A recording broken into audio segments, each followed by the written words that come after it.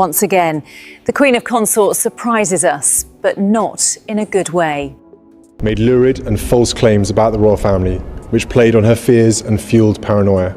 Just seconds before Camilla's son arrived, the order made it to the royal gate. Tom Parker BS's access had been personally revoked by Prince William, who also gave the order for security personnel to deny him admittance and authorized a second decision with far more serious repercussions. Camilla's royal title would be revoked. What appeared to be a disagreement at a locked gate was actually the start of a bloody conflict over royal authority, family allegiance, and the future nature of the throne. Make sure to subscribe so you don't miss any updates before we delve further into what this actually implies for the royal family.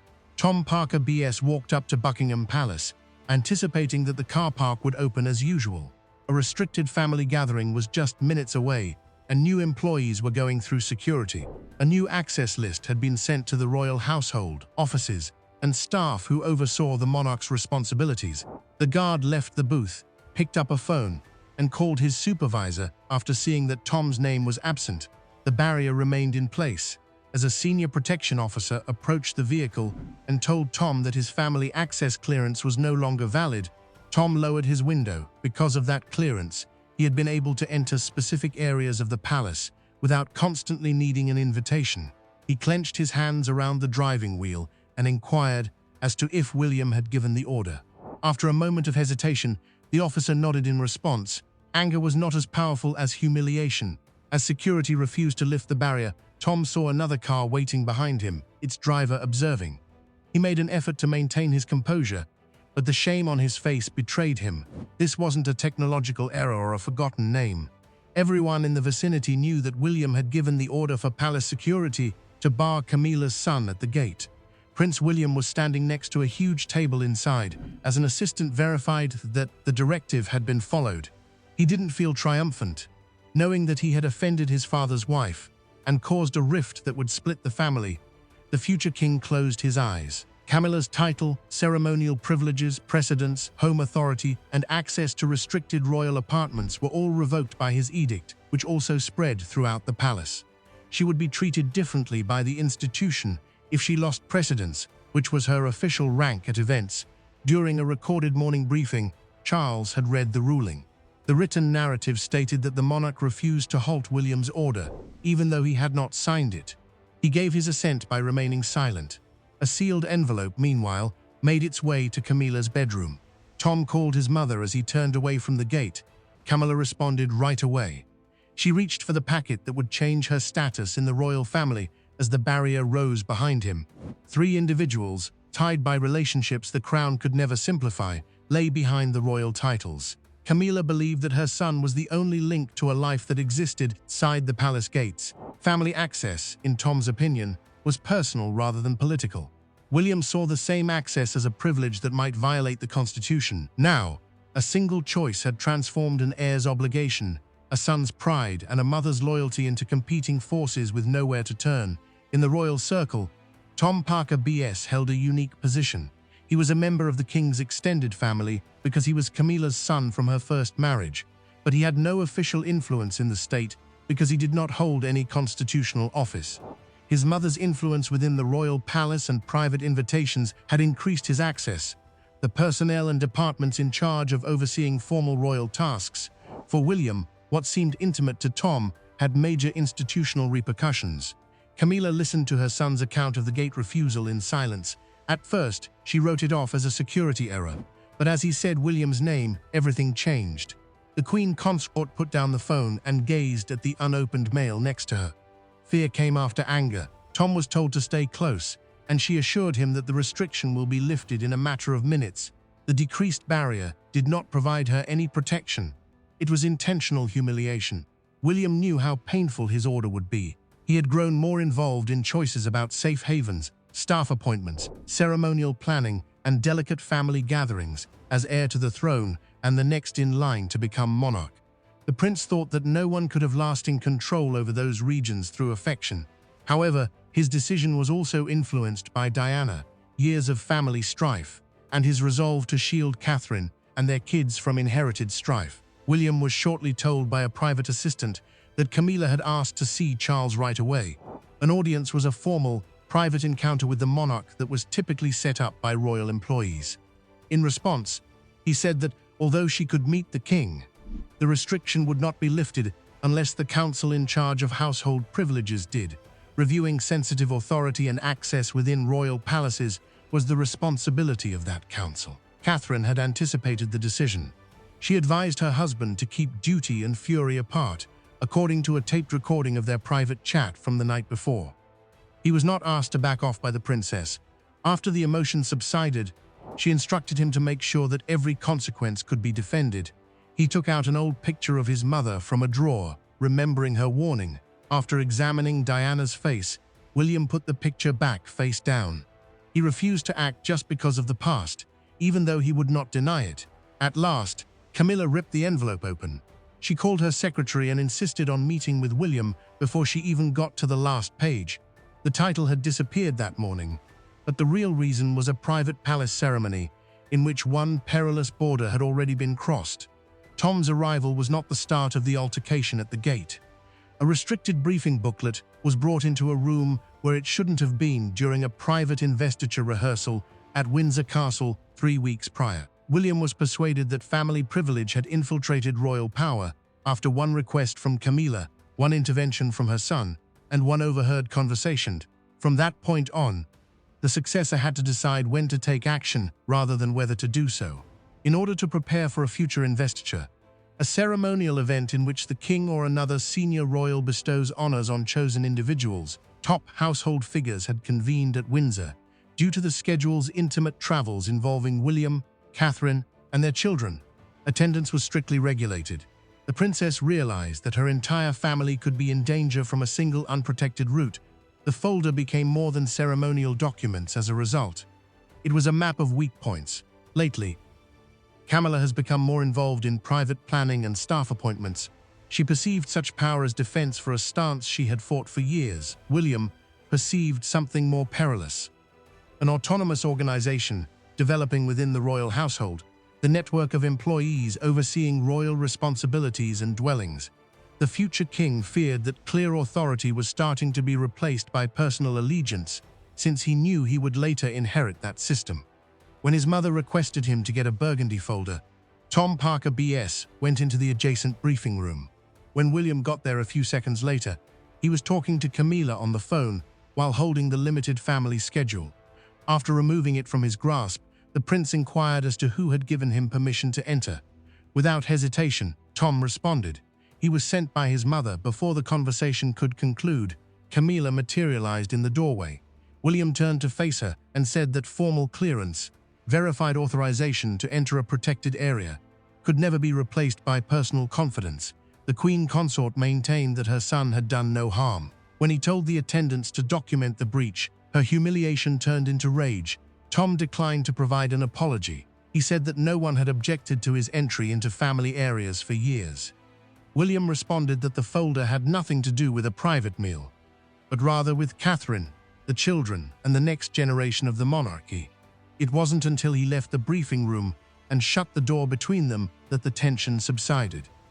What happened next was recorded on a security camera in the corridor.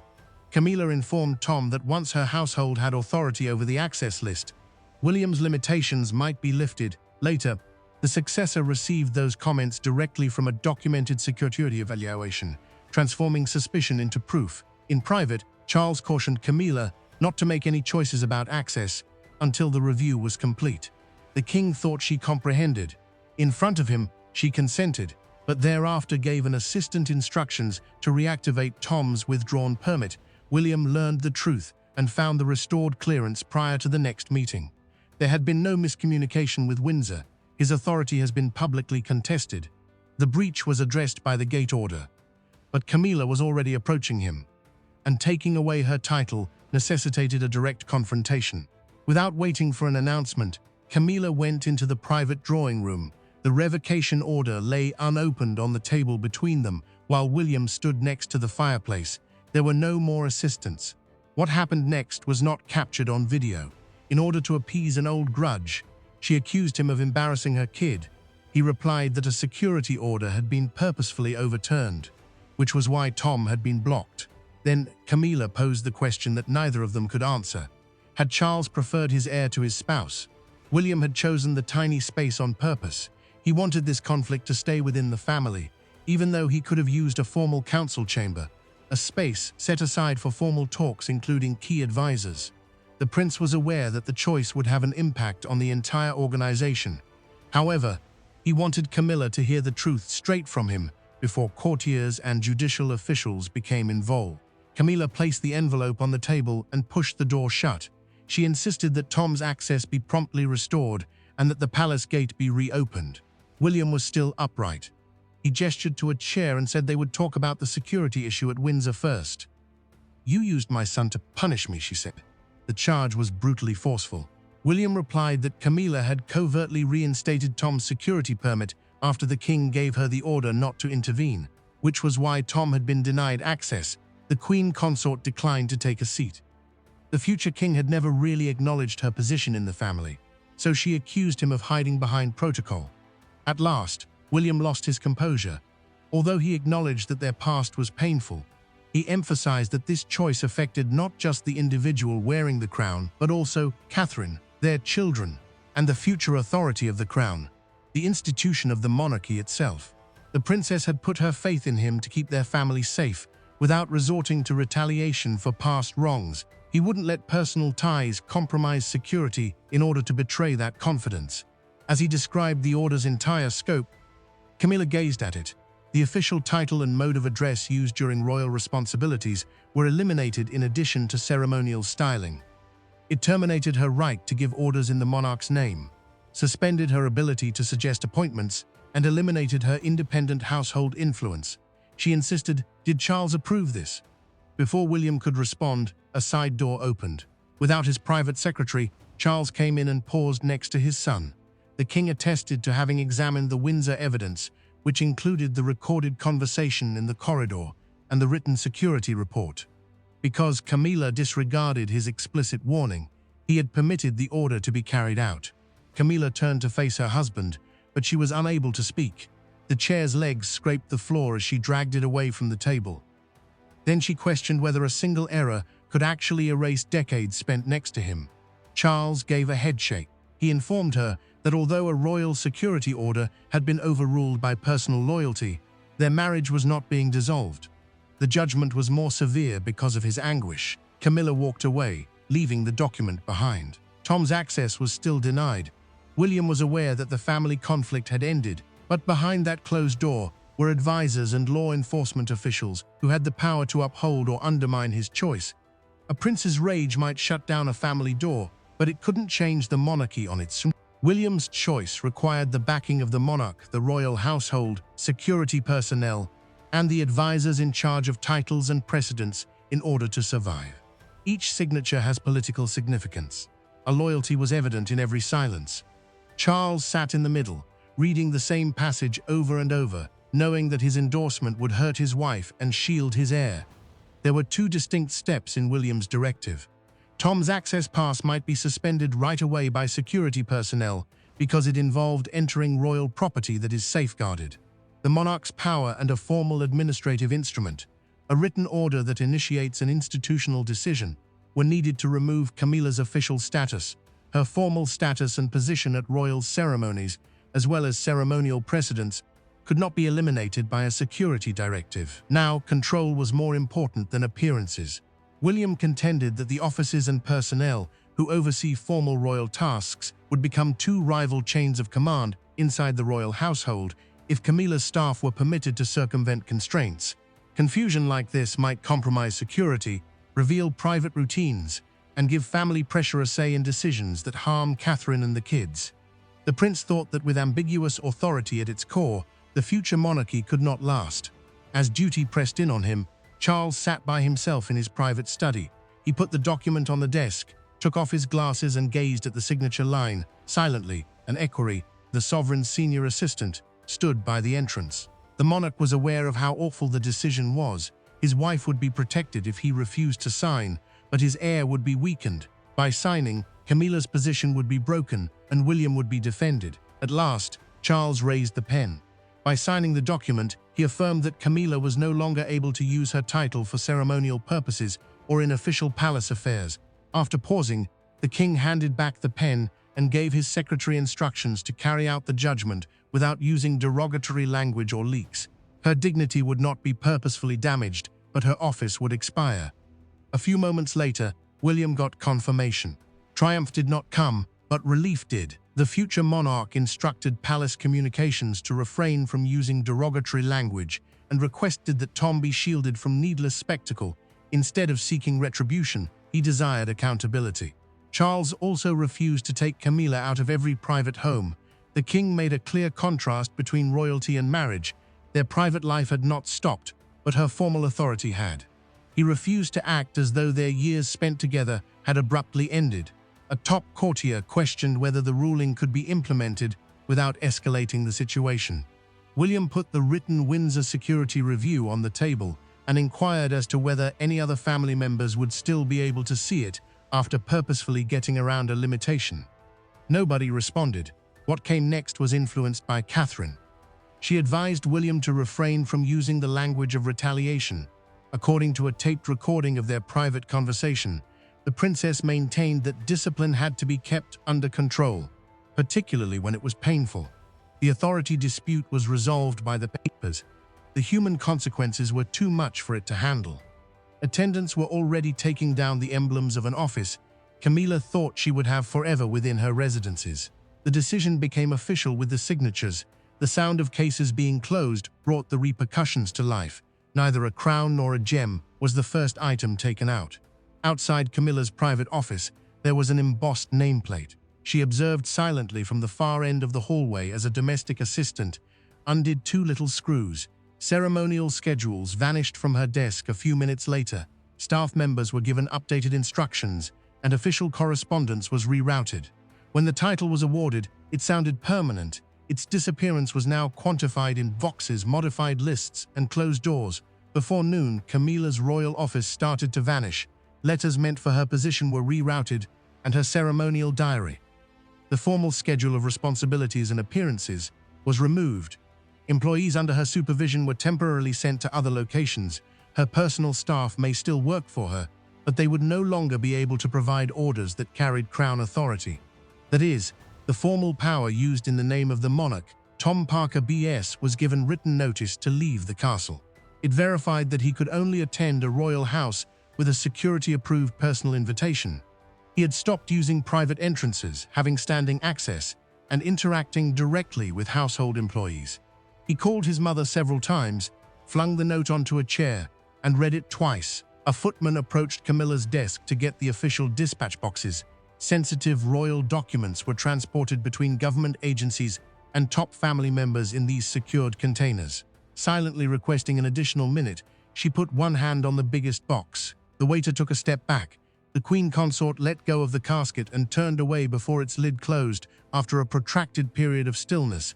At last, Tom heard his mother respond. His first words were loaded with anger, but as soon as he heard how tired she sounded, it disappeared. Camilla acknowledged that William had the proof he needed to take it away because of her efforts to safeguard his access. She should never have jeopardized her job for him, according to her son. Neither placed direct blame on the other. That exacerbated the discomfort. Later, Charles stopped by, but Camilla did not ask him to sit. As she questioned why he had let her humiliation take place in front of the staff, the king stayed close to the doorway. In response, he said that postponing the order would have implied that the regulations might still be discussed in private. The gap between them grew as his explanation provided reason when she wanted consolation. Then Camilla got one last invitation. As Charles's wife, she might attend the forthcoming family memorial, a private event honoring a deceased monarch, but not in her renounced style. The official title worn while official duties, her degraded position would be revealed if she appeared. Refusing would indicate a total breakup of the family. William prevented the removal from turning into a brutal act. According to a recorded directive, the prince gave her a few days when an assistant suggested that her rooms be cleared right away. Instead of needless suffering, he desired solid authority. At first, Camilla refused the monument. Then Charles came back without advisors and requested one private discussion outside of the palace. Now that the formal conflict was over, the husband and wife were on their own, and their next choice would be based on suffering rather than protocol. Charles came in without a secretary, an equerry, or a folder. No longer encircled by the items of her old office, Camilla was sitting next to the dimly lit window. They spoke as husband and wife instead of king and queen consort for the first time since the crisis started. Did he regret picking her? She inquired. In response, he said that love was not the problem. It was tragic to think that love could absolve anyone of responsibility. After asking each attendant to go, Charles shut the door. A senior aide known as an equerry typically stayed near the sovereign while doing official tasks. But this protection was no longer in place. There was no longer any ceremonial distance. They talked about their marriage, their kids, and what was left over once Camilla's public power was taken away. At last, Camilla acknowledged the reality. She was afraid her son was gradually disappearing from her life at the castle, so she gave Tom back access. The queen consort was aware that the king had prohibited her from getting involved. However, she convinced herself that changing a single name on a list was not royal but rather personal. Her voice trembled as she admitted that she had been mistaken. Charles informed her that although the security breach was important, he was more deeply hurt by the lie. For years, he had protected her from suspicion. He was unable to defend her crown after learning that she had followed through on her promise. The king was able to overlook fear. He must not let that dread dictate how the castle was run. Camilla acknowledged that the moniker had come to symbolize the end of decades of rejection. She felt like an unwelcome foreigner once more after losing it. Charles listened intently, but he declined to refer to the outcome as persecution. She was truly in anguish. It was also her choice. Camilla carefully took off her wedding band and set it down on the table. She questioned whether their union had taken on symbolic meaning as well. Charles took her hand, picked up the ring, and put it back on her finger. The king informed her that although their marriage had not altered, the office did. Then Charles revealed what William had done in private. A recorded briefing note attested to the prince's support for Camilla's attendance at the memorial as a family member, and his rejection of more severe measures that would have expelled her from every home right away. Instead of calling for exile, the future monarch had set a boundary. Finally, Camilla's resistance gave way. She consented not to use Tom as her public defender or contest the revocation. She would accept the new restrictions and go to the memorial without her previous title. Instead of having permanent access, her son would need to re-establish trust through regular family interactions. After Charles left, Camilla gave Tom a call. He should never again approach the palace gate without an invitation, she said. Reluctantly, he consented, and his mother expressed regret for transforming his role in her life into a struggle for royal authority. Everything was altered by the private surrender. The decision would be made public by morning, and a single image taken outside Buckingham Palace would more effectively convey Britain's split than any declaration. In private, the family had come to a terrible conclusion. The nation would see the cost at dawn. The narrative broke free from the royal walls at 6 in the morning. The schedules of broadcasters were disrupted. Crowds started to assemble outside Buckingham Palace, and newspaper presses began to alter their front pages. However, the picture that summed up the problem was shockingly tiny. Just hours before, Camilla's official nameplate had sat on an empty area of polished wood. Some saw it as a sign of responsibility. It appeared to be public erasing to others. Suddenly, Britain was discussing the boundary between brutality and discipline. A closely guarded statement from Buckingham Palace confirmed 2 long-term adjustments. Following the recorded security evaluation, Camilla was no longer able to use the title, precedence, or administrative powers associated with her previous role, and Tom Parker BS's ongoing access was revoked. At royal events, precedents determined where she stood, when she entered, and how she was formally announced. William refrained from making personal allegations in his statement. The statement emphasized one unwavering principle: accountable royal service and uniform security requirements. Instructions safeguarding the monarchy could never take precedence over family ties. The prince desired order, but something louder was heard by the general public.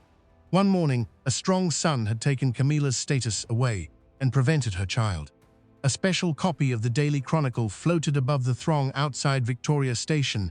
The palace barrier had been lowered beneath the headline on its front page, "The Gate William Closed." The introductory paragraph was read by commuters who paused next to the entrance. The future king's bravery was commended by several. Others referred to the decision as a public punishment under the pretense of security. As live coverage was provided by broadcasters, crowds rushed near the railings outside Buckingham Palace. In support of William, a woman put a little bouquet next to the gate. A second person had a homemade sign that said, "Dignity is not disposable." The two motions, which were only yards apart, depicted a nation split between responsibility and empathy. Catherine discovered William silently watching the coverage. As critics applauded Camilla's humiliation, the princess saw a shift in his demeanor. Humiliation had never been the goal, he told his wife. She reminded him that no royal decree could restrict the public's use of a private decision once it had entered history. While reporters waited outside, Tom stayed confined inside his home. Despite seeing the cameras via the glass, he complied with his mother's request and remained silent. Swallowing the rage that had propelled him to the palace gate, her son closed the curtain. The family memorial, a private royal event held in remembrance of a departed relative, quickly gained attention. Without Camilla, it would appear to be a defeat. Without the title, her presence would demonstrate that she had agreed to William's boundaries. Silently, Camilla came up next to Charles. There was no ceremonial explanation from the king. William greeted them at the door as they got closer. The prince moved aside, called her by name, and let her in as family without giving her an embrace.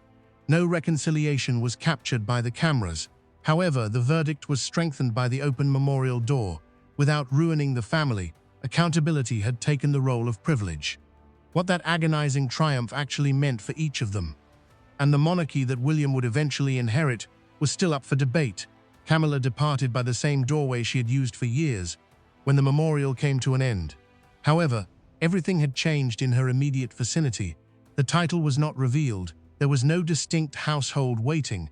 There was no sign of Tom at the gate. With the authority of an heir who has prioritized duty above comfort, William stood next to Catherine, who had won, was no longer at the center of the dilemma.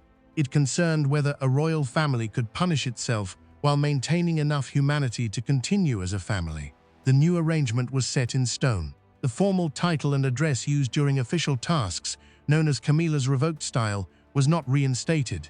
She maintained her private life with Charles, but she was no longer able to use an independent royal office to manage personnel, correspondence, access lists, or palace decisions. She continued to be married to the king. However, he was no longer able to protect her from responsibility in his capacity as head of state and sovereign. The boundary was also accepted by Tom Parker BS.